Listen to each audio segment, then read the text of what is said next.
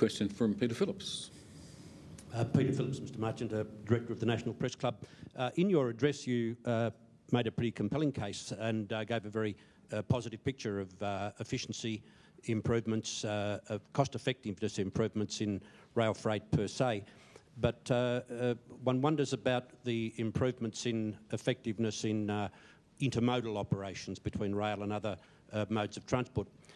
The most compelling images which I have of the effectiveness of rail are the sorts of things which one sees in major resource precincts, for example, in the far west, iron ore between crusher and rail freight and ship and off to market, and there goes another 400,000 tonnes.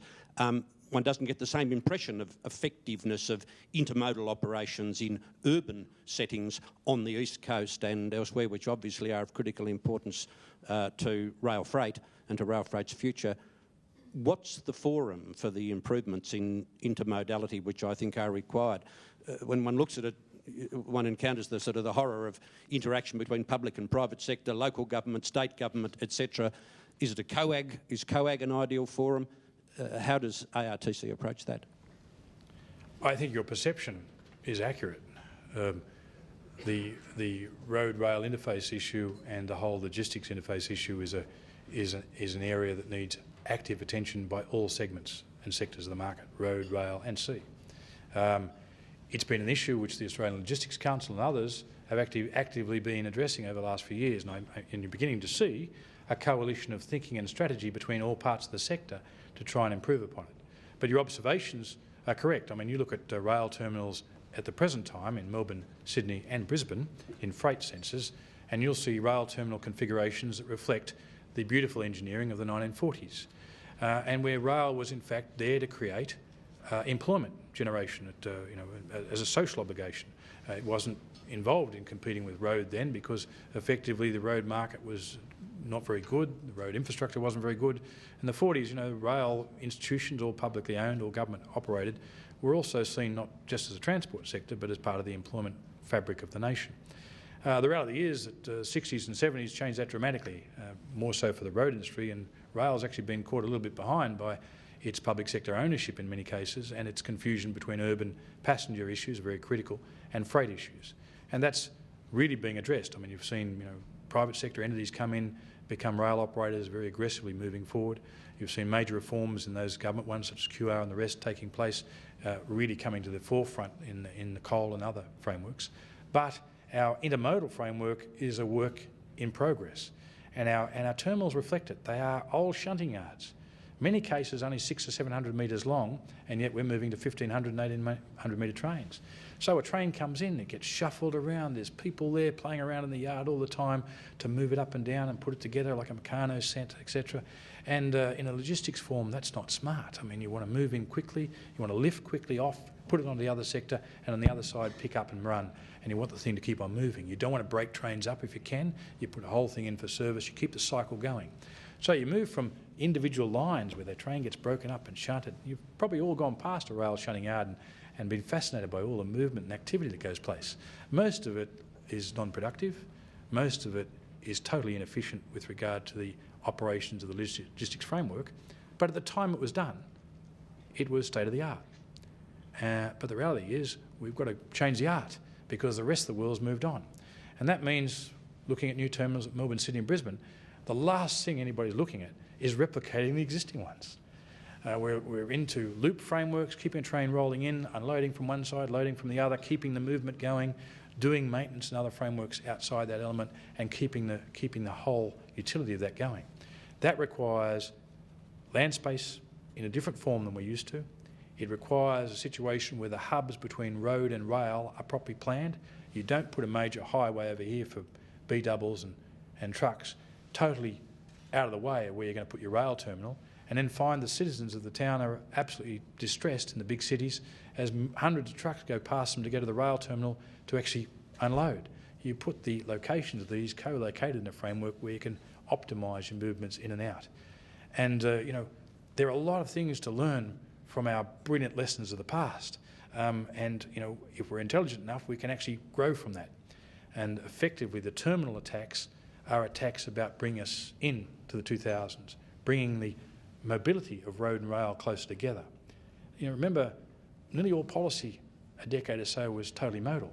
You had an air division, used to be Department of Air, one stage. You had a sea division in the departments at state and Commonwealth level. You had a separate road division and a separate rail division. Never should they talk, because they're all individual things now. They're to attack each other. In fact, the public servants in those days were there to build their empire in that area. They didn't look at logistics in a management sense of how do all these things interface, etc. They were all their born empires, right? And the reality is that's the way the industry's operated as well. Rail management at that time saw themselves as an end in itself.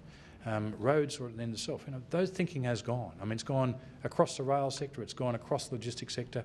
What we're needing to do is undo and get rid of the albatross of the past, which has actually held us back from getting the sort of rational planning and rational configurations. All of this is not difficult. It's the issue of concentrating your policy settings to achieve it. It's the issue of getting combination of agencies, local government, state government, federal government, actually starting to coalesce. And I think the good news out of that is, I mean, how many times have we seen COAG meet this year? How many heavy agendas have you got on that? You've got, for the first time, premiers and prime ministers agreeing to maybe even have a single national rail regulator. Brilliant. Country of 21 million people, single national rail regulator rather than 8 of them. I mean, we deal with 7 regulators, 7 different rules, 7 framework. Our colleagues in the US not only have the benefit of not having B doubles and triples, they only have 1 rail regulator for 201 million people. So you've got movement taking place in structural terms. You've got logistics thinking, ALC, each state logistics council, starting to work on it. So I actually think there's upside, but the upside requires focus and concentration, and also recognising we need to undo much of the past and produce a new paradigm, given the sort of transport options we have in the next 20 to 25 years. Next question is from Christopher J. Christopher J, freelance, Sydney.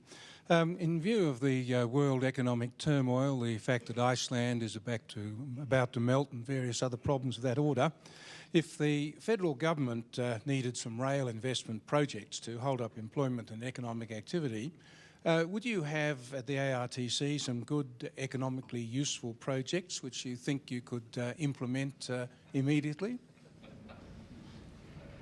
One thing ARTC has learned over its decade of being a company whose shares are owned by the Commonwealth of Australia is you should always have in your pocket the next round of strategies. And you could be pretty well reliant that seeing the economic downturn and the financial and credit crisis that goes with it, and obviously the exercise at pump priming to stimulate our economy is not something which should be taken lightly, and you would want to have a situation where if there was going to be pump priming, you'd want to see the money go into those things which actually help build our productivity for when we lift out of the economic framework. And ARTC would use that opportunity, as you'd expect, to bring forward value-adding propositions that fit that overall 15-year strategy which we put forward in Infrastructure Australia. And our strategy is very detailed, and we did put forward a very detailed framework over 20 years.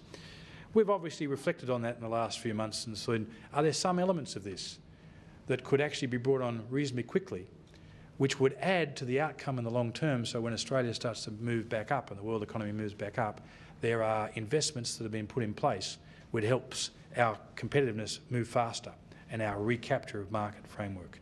And I can assure you we've certainly suggested to the decision makers we have some options in there which would be realistic, achievable, and which from next February could be brought online, creating employment immediately.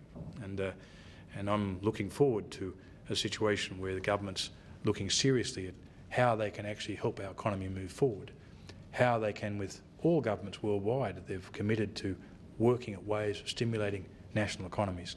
We're certainly in their batting, Chris, to get a good share of that, and a share which can be brought to direct employment in both the producers of goods and services in the next country and in outcomes and infrastructure which value adds to the country as we lift back out. And we've certainly got a range of packages which we're more than happy to talk to any government official about. And if you're unlucky to be walking around Canberra walls in these few days, you can be sure if you haven't met me to see you hear those programs, you must be the only public servant who isn't living around Canberra at the moment. Thank you. We'll have